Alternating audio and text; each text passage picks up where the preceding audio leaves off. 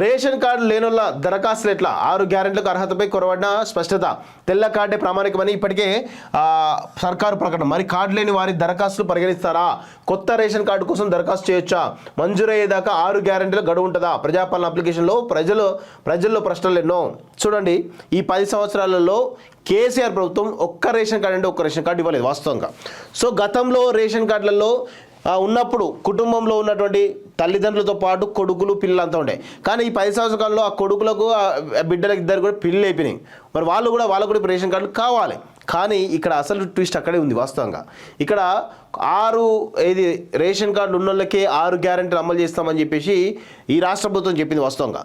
మరి ఇప్పుడు కొత్తగా పెళ్ళైన వాళ్లకు మరి చాలామంది ఇప్పటికే 10 సంవత్సరాలుగా పెళ్ళై రేషన్ కార్డుల కోసం ఎదురు చూస్తున్న వాళ్ళు ఎవరైతే ఉన్నారో మరి వాళ్ళ పరిస్థితి ఏంది? ఒక ఇంట్లో ఇప్పుడు ఇక్కడ అదే ఉంది. చూడండి, ఓ కుటుంబానికి 12 నెలల కిందట రేషన్ కార్డు మంజూరైంది. భార్య, భర్త, 3 పిల్లలు, మొత్తం 5 లబ్ధిదారులుగా ఉన్నారు. కొన్నేళ్లకు 3 పిల్లలకు పెళ్లిళ్ళయ్యాయి.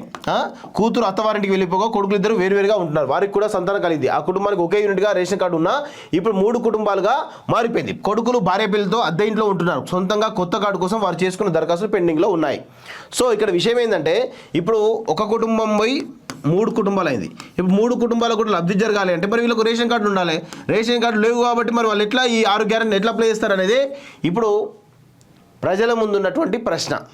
సో దానికి సంబంధించి తెలియాలి. ఈ దరిద్రపు కొట్టు కేసీఆర్ పనిలో ఒక రేషన్ కార్డు కూడా ఇవ్వలేదు, కానీ ఇలాంటి కథనాలు మాత్రం వేస్తారు. వాస్తవంగా ఇది మంచి కథనమే, అది అందరికీ తెలియాలి, ప్రభుత్వం కూడా తెలియాలి. వాస్తవంగా ఎందుకు తెలియాలో మరి ఇంత క్లియర్గా ఉంది. ఒకప్పుడు ఒకటే కుటుంబంలో ఉన్న వాళ్ళు ఈరోజు 3 కుటుంబాలుగా విడిపోయారు.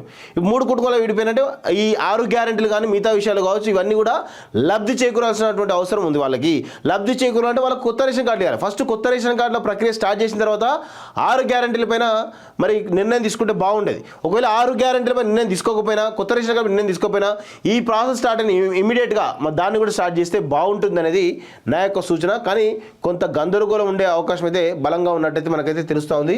సో చూద్దాం ఏమవుతుందో.